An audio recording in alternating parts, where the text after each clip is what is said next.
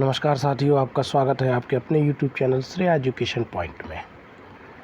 मैं प्रदीप सैन आपका हार्दिक अभिनंदन करता हूं। आइए, आज का अपना टॉपिक है उपसर्ग। हिंदी व्याकरण के अंतर्गत बहुत ही महत्वपूर्ण टॉपिक है हिंदी ये उपसर्ग। ये लगभग हिंदी के जितने भी एग्ज़ाम हैं सभी एग्ज़ामों में व्याकरण की दृष्टि से महत्वपूर्ण टॉपिक है और कई एग्ज़ाम में ये इसके प्रश्न आते भी हैं और जटिल प्रश्न भी इस अध्याय से देखने को मिलते हैं और अधिकांशतः बच्चों को इस अध्याय में बहुत ही दिक्कत का सामना करना पड़ता है। तो आइए, एक बहुत ही सरल ढंग से हम इसको जानने का प्रयास करेंगे और मेरा प्रयास रहेगा कि आपको ये टॉपिक अच्छे से समझ में आएगा। तो वीडियो को बिल्कुल अंत तक देखिए, स्किप नहीं करना है और आप साथ साथ चाहें तो नोट्स बनाते रहिए और इस टॉपिक की जो PDF है वो भी मैं डिस्क्रिप्शन लिंक में इसका डाल दूंगा, जहां से आप इसको डाउनलोड भी कर सकते हैं फ्री ऑफ कॉस्ट, इसका कोई पैसा नहीं।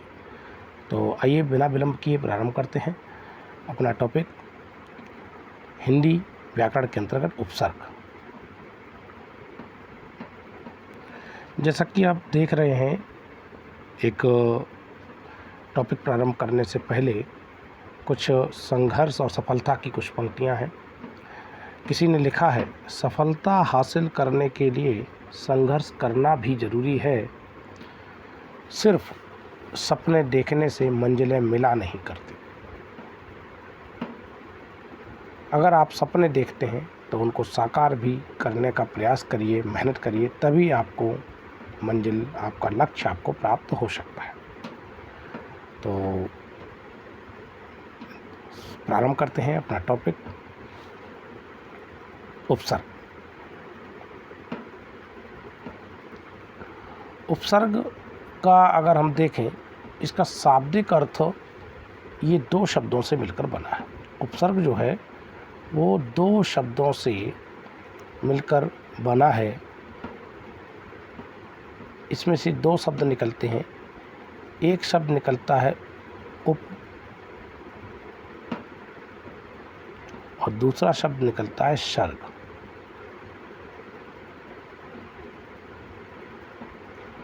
उप का अर्थ और सर्ग का अर्थ क्या है, इस पे चर्चा करेंगे। सर्ग और उप का अर्थ, शाब्दिक अर्थ जो है वो होता है समीप।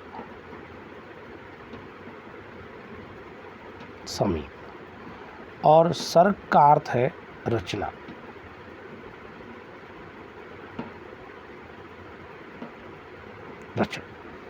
अर्थात उपसर्ग का अर्थ हुआ ऐसी रचना जो बिल्कुल अर्थ के समीप हो, अर्थात कहने का विषय कि वे शब्दांश जो किसी शब्द के प्रारंभ में लगकर उसके अर्थ में परिवर्तन लाते हैं या उसके अर्थ में विशेषता लाते हैं, ऐसे शब्दांशों को उपसर्ग कहा जाता है। आइए, इसकी परिभाषा भी देख लेते हैं, जैसा कि नोट भी है परिभाषा। ये रही इसकी परिभाषा। आप देख रहे हैं स्क्रीन पर, आपको दिख रहा है उपसर्ग की परिभाषा। उपसर्ग शब्द दो शब्दों से मिलकर बना है। उप धन सर्ग। उप का अर्थ है समीप और सर्ग का अर्थ है रचना। ये शाब्दिक अर्थ है। उपसर्ग के वे, अर्थात उपसर्ग वे शब्दांश हैं, जैसा कि आप देख रहे हैं, जो किसी शब्द के प्रारंभ में या पूर्व में लगकर उसके अर्थ में विशेषता या परिवर्तन लाते हैं। इनका स्वतंत्र कोई अर्थ नहीं होता। कहने का विषय, अगर हम उपसर्ग का स्वतंत्र अर्थ होता तो ये इस तरीके से भी लिखे जाते हैं। जैसे शब्द आप देख रहे हैं नीचे, जब हम देखेंगे तो उदाहरण के तौर पर भी कुछ दिया है इसमें। उदाहरण के तौर पर समझाया गया है,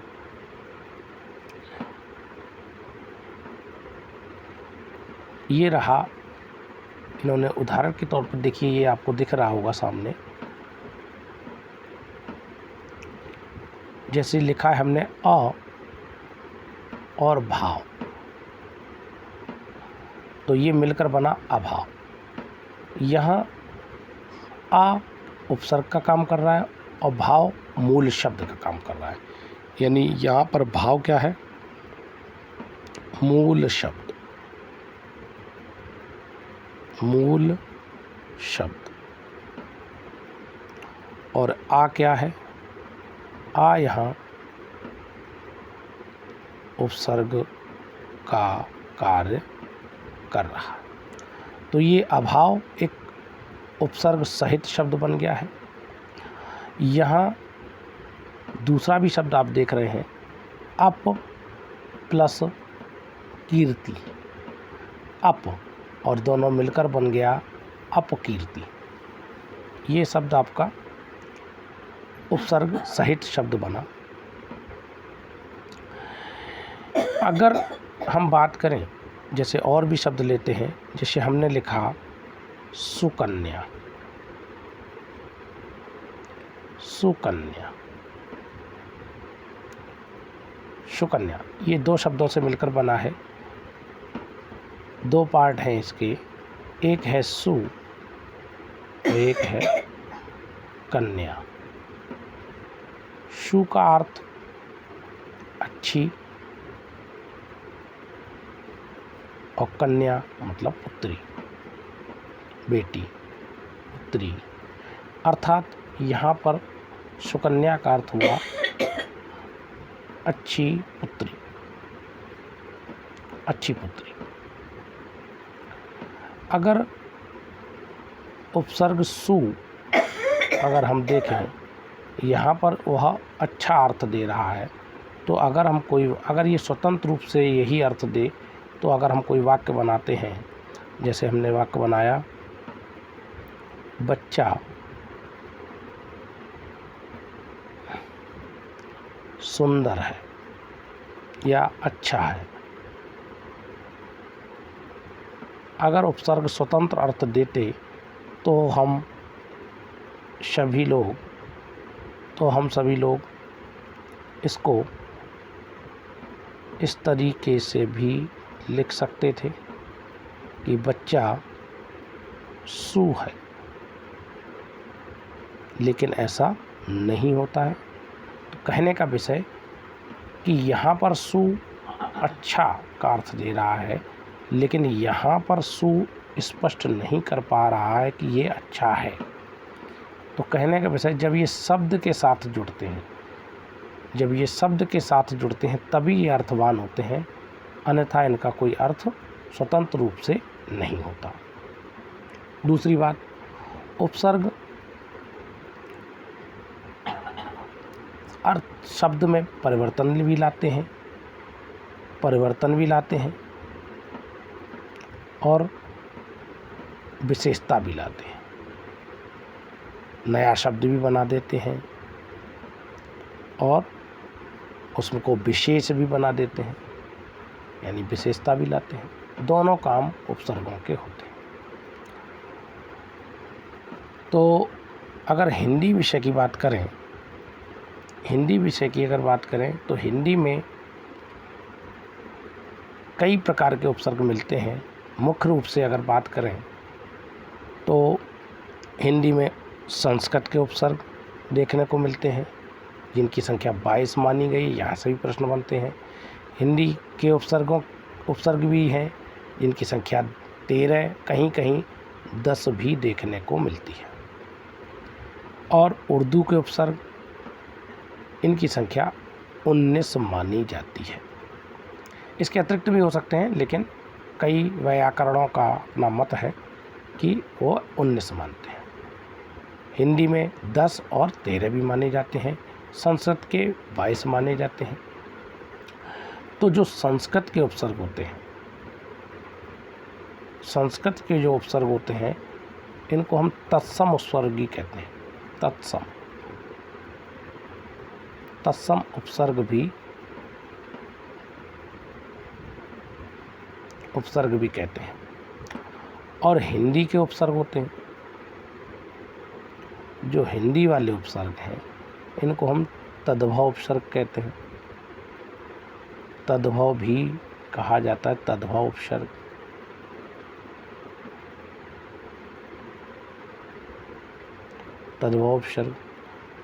और अन्य भाषाओं के जैसे विदेशी उपसर्ग भी आते हैं। तो विदेशी का अर्थ यहाँ पर विदेशी उपसर्ग की बात करें तो विदेशी उपसर्ग के अंतर्गत उर्दू उपसर्ग, जैसा कि आप नीचे देख रहे हैं, अरबी, फारसी, उर्दू, अंग्रेजी के उपसर्ग भी एग्जाम में देखने को मिलते हैं। उर्दू के भी मिलते हैं, उर्दू, अरबी, फारसी के उपसर्ग और अंग्रेजी के उपसर्ग भी देखने को मिलते हैं और ये विदेशज के अंतर्गत आते हैं। तो बेसिकली अगर हम कहें तो 3 तरीके के उपसर्ग देखने को मिलते हैं, तत्सम उपसर्ग, तद्भव उपसर्ग और विदेशज उपसर्ग। अच्छा, उपसर्गों का काम क्या? उपसर्ग ये समास का निर्माण भी करते हैं। जब उपसर्ग किसी शब्द में जुड़ते हैं तो समास भी बनाते हैं। आप देखेंगे समास भी बना देते हैं। जैसे हमने लिखा, कोई शब्द ले लिया और ये इसमें अगर हमने लिखा उप और कूल, उपकूल, तो ये एक समास है। अब बेभाव समास में जाएगा उपकूल, और इसमें उपसर्ग क्या है? उप हो गया। तो उपसर्ग समास का काम भी करते हैं। अच्छा, एक बात यहाँ पर थोड़ा सा आपको ध्यान देनी है कि जो इसमें दिक्कत ये आती है कि कुछ कैंडिडेट, कुछ बच्चे गड़बड़ कहाँ कर लेते हैं, ये एग्ज़ाम में उन पे बहुत ज़्यादा यहाँ पे गलती होती है बच्चों की, कि संधि जो पढ़ लेते हैं, संधि के नियम इसमें लगा देते हैं, संधि के नियम। तो ऐसा नहीं करना चाहिए कि संधि के नियम उपसर्गों में नहीं लगाए जाते। जैसे अगर आता है कोई शब्द आ गया, जैसे मान लीजिए निर्धन आ गया, अगर हम बात करें निर्धन शब्द की, निर्धन शब्द आया, निर्धन, तो निर्धन अगर इसकी संधि देखें तो संधि होगी बेटा निहि प्लस धन, ये विसर्ग संधि हो गई, विसर्ग संधि हो गई।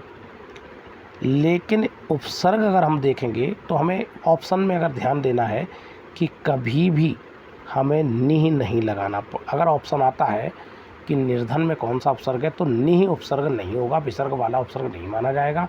उपसर्ग के थोड़े से नियम अलग रहते हैं। इसमें हम अगर लगाएंगे तो निर हलंत लग के उपसर्ग आएगा, ये उपसर्ग हम मानेंगे। ऐसे ही अगर हम देखें,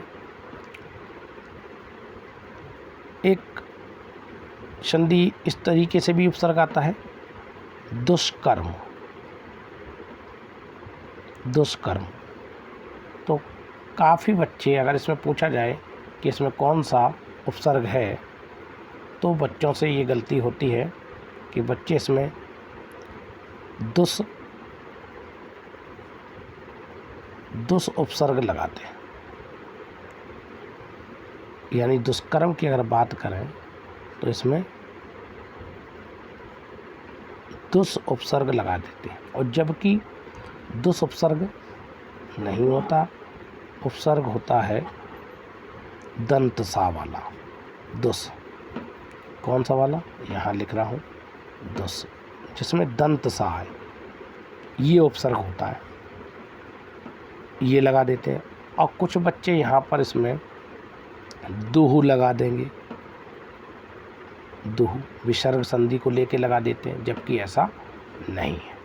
तो ध्यान रखना है जब भी इन उपसर्गों को थोड़ा सा पहचानें कि जैसे एक तो निर, ये आपसे गलती होती है ज़्यादातर बच्चों की, नहीं लगा देते हैं। दूसरा दुर, दुर वाले में बच्चे दुहु कर देते हैं। और दुस, दुस वाले में बच्चे गलती करते हैं। और निस, तो ये उपसर्ग आपको विशेष रूप से ध्यान रखना है। कभी भी उपसर्ग में जब भी आपको कोई सा, जैसे मान लीजिए आपने एक शब्द लिखा निश्चय, निश्चय शब्द लिखा, तो निश्चय में आप कुछ बच्चे क्या करेंगे, ये वाला उपसर्ग लगाते हैं, तालव्य सा लगा देते हैं, जबकि ये गलत हो जाएगा आपका। तालव्य सा नहीं आना चाहिए। हमेशा याद रखना, चाहे कोई सा आ जाए, आपको दंत सा ही लगाना है और हलंत वाला। कोई सा चाहे दुर वाले में आ जाए, आपको बच्चों ये ही लगाना है, दंत सा। देख लीजिए, दोनों में दंत सा ही लगाना है। जैसे दुर वाले में जैसे शब्द आएगा, अगर हम बात करें दुर वाले, जैसे हमने लिखा दुर्गम, अब बच्चे क्या करते हैं, इसमें दुह लगा देते हैं, और एक ऑप्शन आपको निश्चित रूप से मिलेगा दुह, और वो आपका गलत हो जाएगा। आपको संधि के अकॉर्डिंग दुहु होता है, और आप उपसर्ग पढ़ रहे हैं, उपसर्ग पूछा गया तो आप क्या लगाएंगे, दुर लगाएंगे। ये ध्यान रखने की बातें हैं। बाकी के उपसर्ग बहुत ही सरल है। क्या क्या देखा आपने, इन पर ध्यान विशेष देना है। एक निर, निस,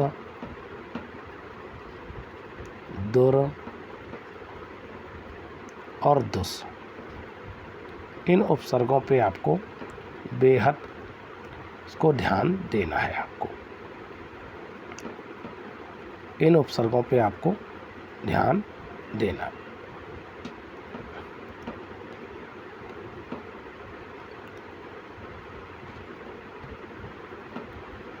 किस पे देना है, निर,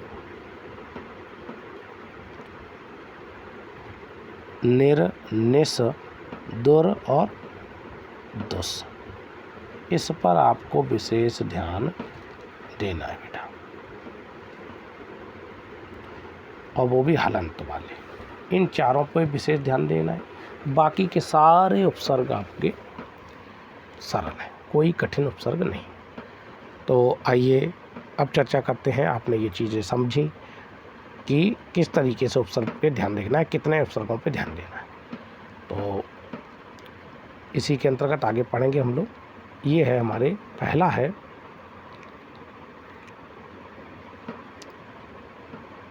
संस्कृत के उपसर्ग। संख्या कितनी मानी जाती है, संस्कृत के उपसर्गों की संख्या मानी जाती है बेटा 19 मानी जाती है। पूछे जाए तो बताना है, संस्कृत के उपसर्ग अगर पूछे जाए तो आप बताना है कि 19 होते हैं संस्कृत के, जिसके अंतर्गत पहला उपसर्ग है। इसकी एक त्वरित विधि भी बताऊंगा अगर आप याद कर सको तो। अति, अधिक। अति का मतलब यहाँ पर ये आपके उपसर्ग हैं,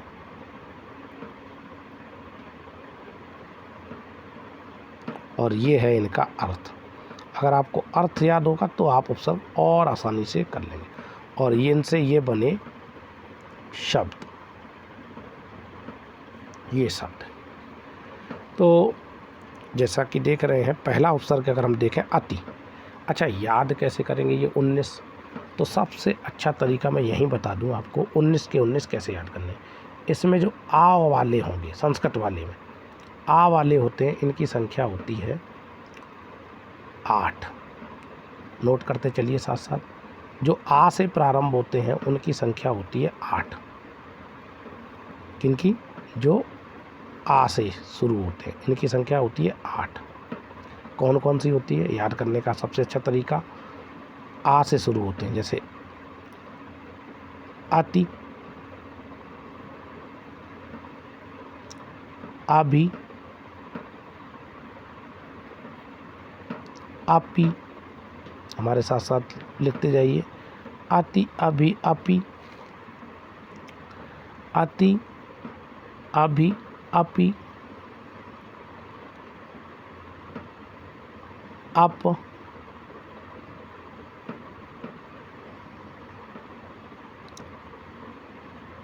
आ, अब,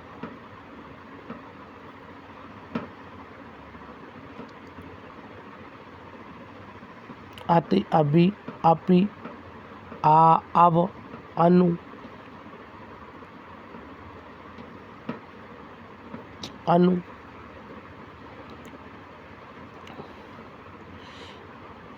अब आपकी नहीं है, 1 2 3 4 5 6 7, एक और आएगा इसमें, आती, अभी, आपी, आती, अभी, आपी, अप, आ, अब, अनु। इसमें एक और आएगा अभी, अगर हम बात करें, आती, अभी, अपी, आदि, 4 ये हो गए। इसी में नीचे अब, आ, अप, अन, अब, आ, अप, अन।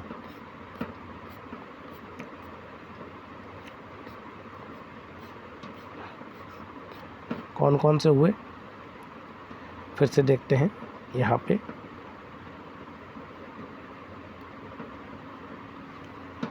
फिर से मैं नोट कर रहा हूँ, आप भी हमारे साथ साथ देखिए। आ वाले, एक तो ये है आती, दूसरा अभी, फिर अपी, आदि, 4 ये हुए। 4 आती, अभी, अपी, आदि। आगे बढ़ें,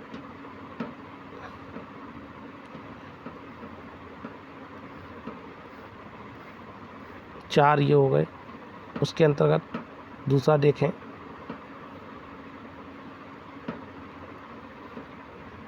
अब 5, फिर 6 आ, अप 7 और अनु,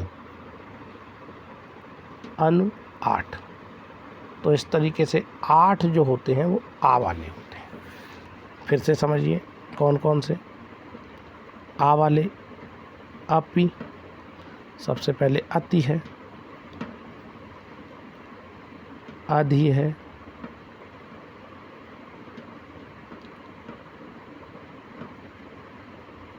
अभी है,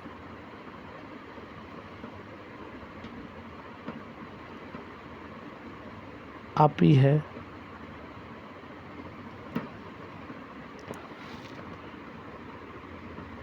अनु है, आ है,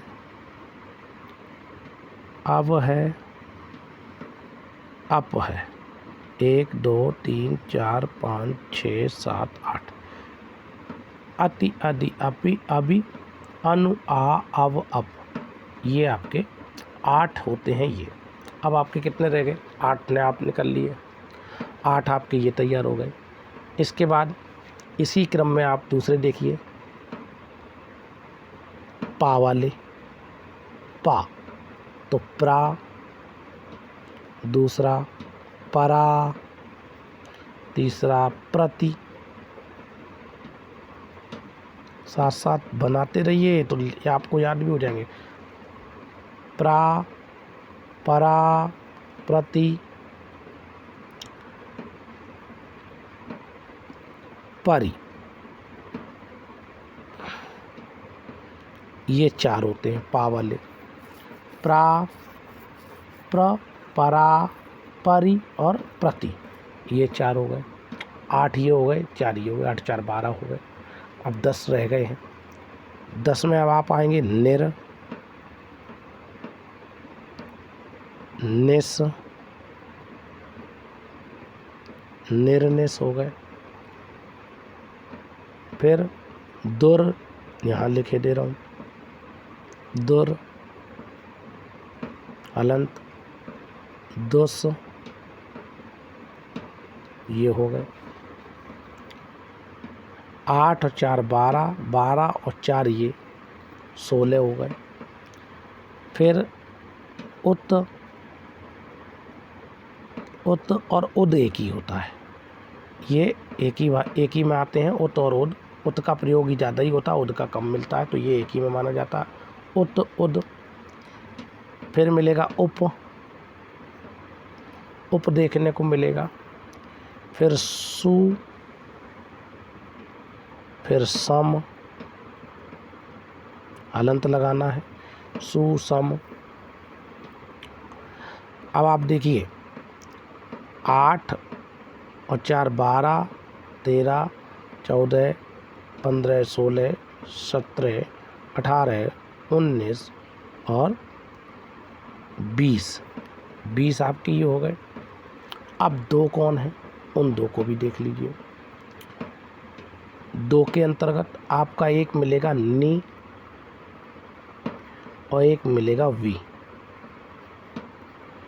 तो अब आप गिनिए, तो याद करिए, अति अधि अपि, अति अधि अभि अपि अनु आ अव अप, यहाँ पे अप। फिर प्र, परा, प्रति, परि, निर, निस, दुर, दुष, उत, उद एक ही हो गया, उप, सु, सम, नी, वी। इस तरीके से आपके पूरे 22 हो गए। 2-4 बार आप पढ़ेंगे तो आपको तैयार हो जाएगा। अब इनका मतलब समझते हैं क्या क्या है।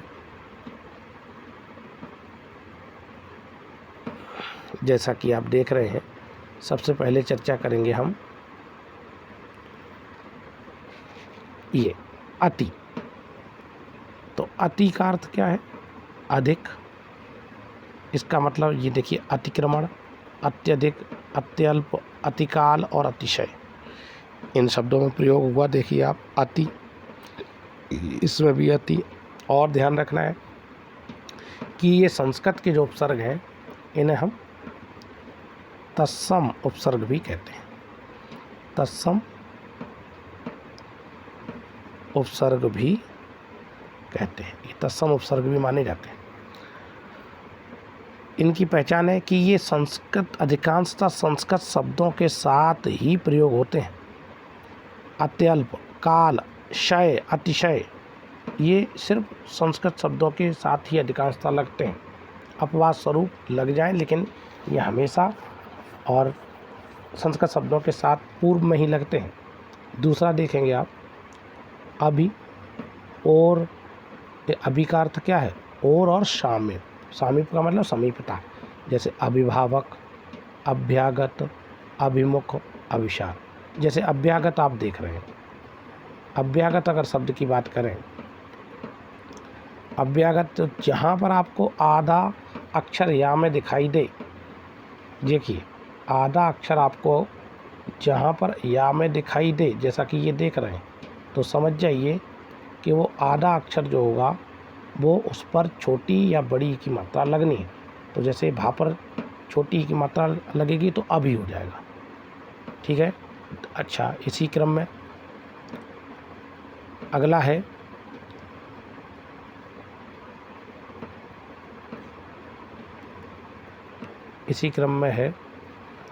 अगला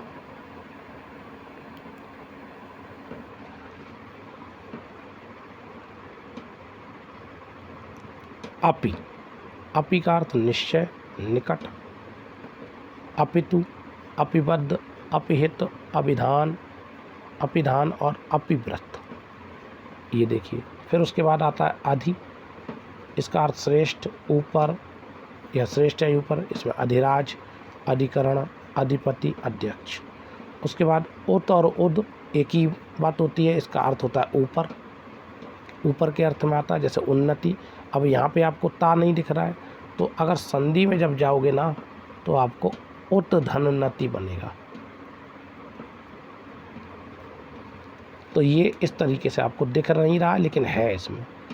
उत्कर्ष, उत्तम, उत्पन्न, उत्थान। अब आइए दुर, दुर वाली बात करो, दुर और दुह। तो देखिए ये पहले इसका प्रयोग हो जाता था लेकिन अब इसका प्रयोग नहीं है। आपको रा का ही और रा वाला ही ऑप्शन देना पड़ेगा। इसका अर्थ होता है बुरा या कठिन, जैसे दुर्गम, दुरावस्था, दुर्दशा, दुर्मुख। अब जैसे दुर्गम, जैसा कि मैंने अभी पीछे बताया था आपका दुर्गम, इसमें विसर्ग संधि है, विसर्ग संधि है, विसर्ग संधि है। तो विसर्ग संधि जब हम लगाएंगे तो इसमें निकलेगा दुह। तो ये आपका संधि के अकॉर्डिंग चल रहा है लेकिन ये आपका उपसर्ग नहीं माना जाएगा। उपसर्ग आपका दुर ही माना जाएगा, हलंत लग के, हलंत लग के ही आपका माना जाएगा। इसी प्रकार दुष की बात कर लो, यही इंपॉर्टेंट है, दुर दुष वाली। दुष इसका भी अर्थ बुरा या दुष्ट, जैसे दुष्साध्य। देखिए यहाँ पर षटकोण आ गया, मूर्धन्य शाह आ गया इसमें, लेकिन आपका दुष ही यानी दंत सा ही माना जाएगा। इसमें भी देखिए दुष्प्राय, इसमें भी आ गया है ना। और यहाँ देखिए दंत शाह है, तो आप दंत कोई सा आ जाए दू के बाद आप उपसर्ग के तौर पर दंत सा ही लगाएंगे। अगला इसी में आगे चलते हैं। निर, ये भी महत्वपूर्ण है। निर, तो निर का मतलब बिना या बाहर, जैसे निर्भय, निर्जल, निर्मम, निर्मूल। अब निह में भी ये भी विसर्ग संधि है। जब विसर्ग संधि बनेगी तो इसकी निह बनेगी, लेकिन आपका ऑप्शन निह नहीं होगा क्योंकि आप संधि नहीं पढ़ रहे हैं, आप पढ़ रहे हैं उपसर्ग। तो ये आपको ध्यान रखना पड़ेगा। कोई सा जब भी आ जाए नी तो आप निर लगाना है, जब भी ऊपर रा लगे तो निर ही लगाना उपसर्ग के तौर पर, और संधि आए तो नहीं लगाएंगे। जैसे निस, निश का बाहर या रहित। देखिए यहाँ पे देखिए तालब शाह आ गया लेकिन उपसर्ग आपका सा ही दिख रहा है दंत। इसमें भी देखिए निश्चय में भी निशंक, देखिए है ना, निशंक, निस्तेज, वो आपको घुमाने के लिए ऐसा काम करेंगे। तो यहीं से सलेक्शन लोगों का रुकता भी है और यहीं से होता भी है। अगला नी, नी का नीचे भीतर अर्थ होता है, जैसे निपात, नियुक्त, निवास, निरूपण, निर्वाण, ये हो गया। अगला इसी में प्र का अर्थ देखिए आगे, प्रलय, प्रपंच, प्रसंग, प्रताप। अगला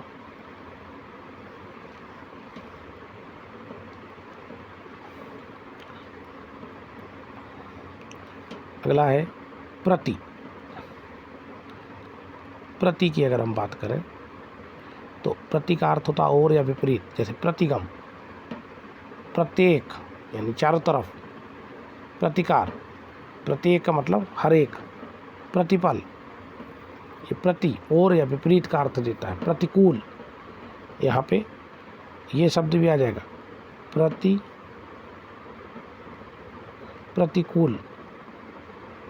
प्रतिकूल भी अर्थ हो सकता है।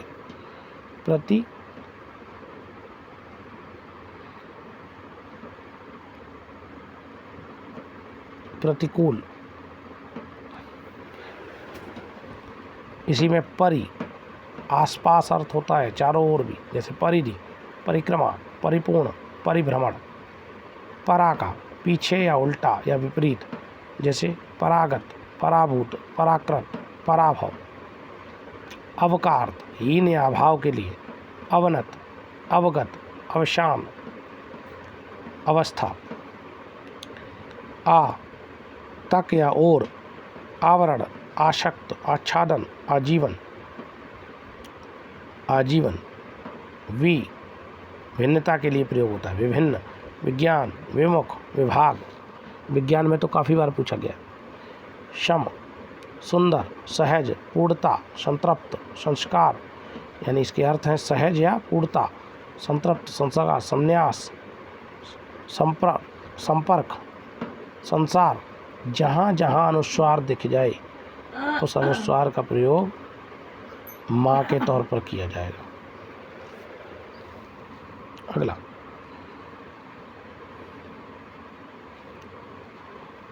सु सुंदर के लिए या अच्छे के लिए, सहज के लिए होता है।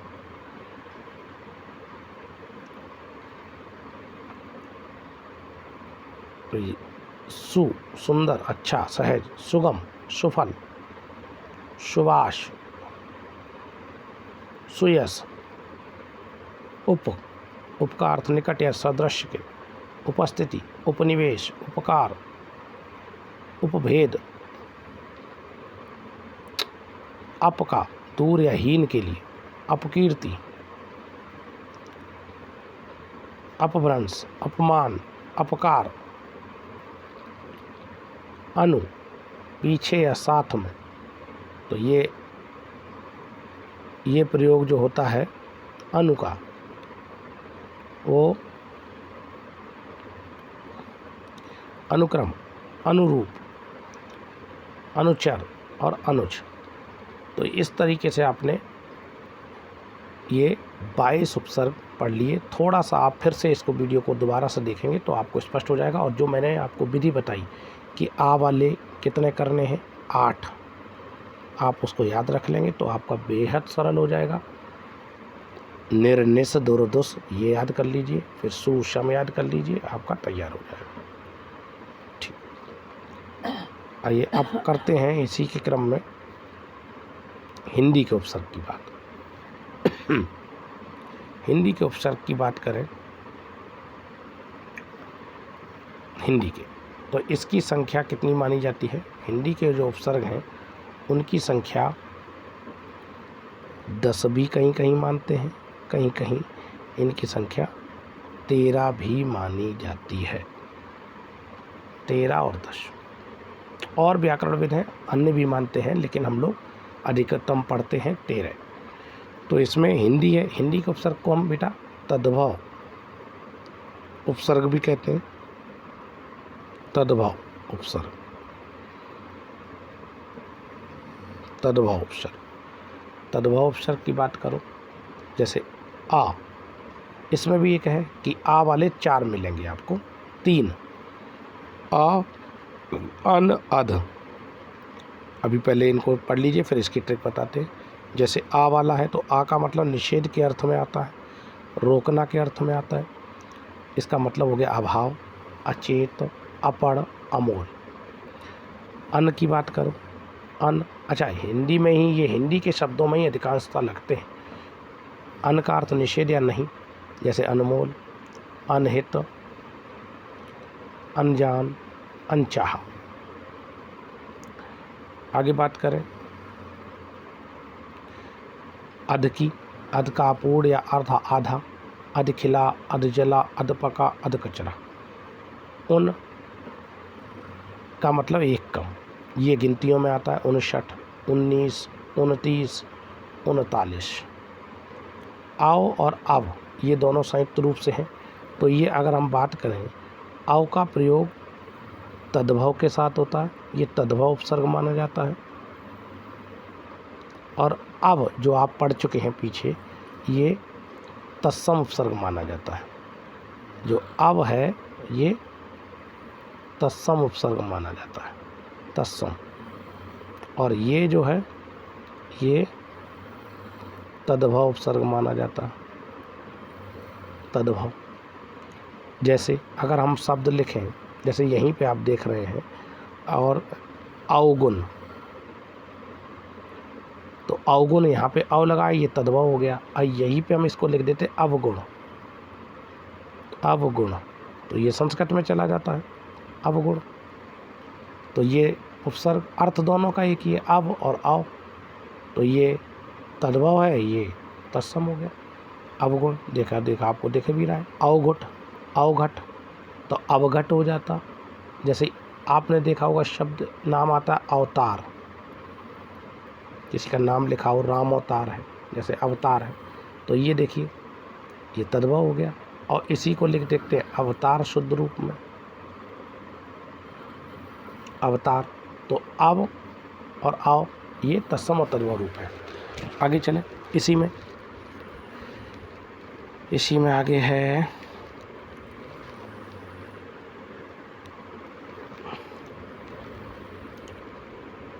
6 नंबर पे दु। वहाँ पर दुह था, दुर था, हलंत लग के यहाँ दु है। दु का अर्थ हीन या बुरा, वहाँ भी हीन और बुरा था, लेकिन वो संस्कृत के थे, ये हिंदी के हैं। जैसे दुबला, दुकाल, दुराह, बुरा के अर्थ में आ रहा। बिन निषेध के अर्थ में आता, अभाव। जैसे बिन ब्याह, बिन जाना, बिन काज, बिन देखा। नि निषेध के अर्थ में आ रहा है। निडर, निधड़क, निकम्मा, निखरा, निहत्था, निठल्ला,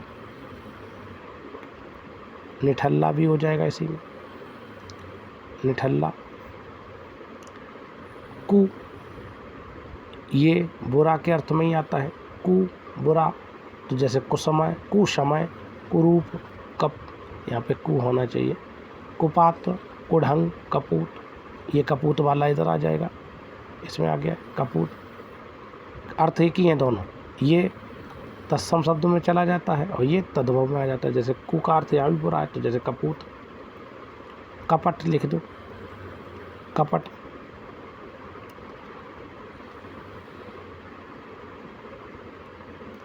सु की अगर बात करें,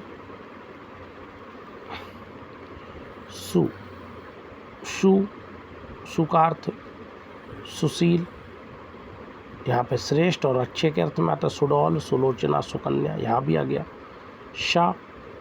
सा का अर्थ साथ के लिए आता है।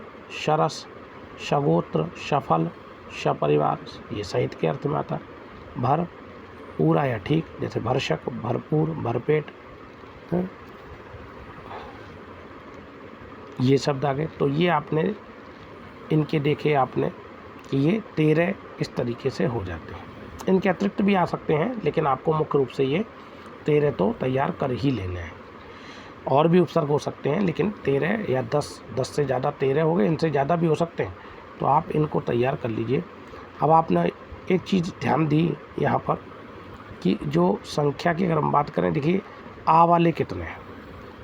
एक ये आ ये मिला आपको, एक आ से ये शुरू, आ अन अध और एक अव, ये तो संस्कृत में चला जाता है, तो मुख्य रूप से 3 मिलते हैं। आ अन अध, उन, आओ, दू, बिन, नी, कू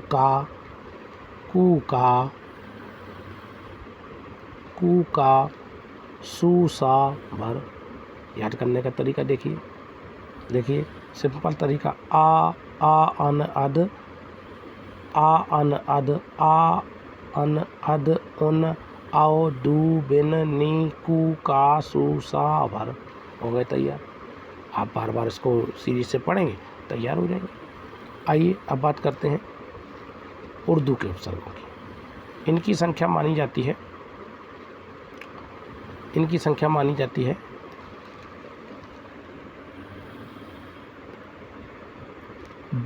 19।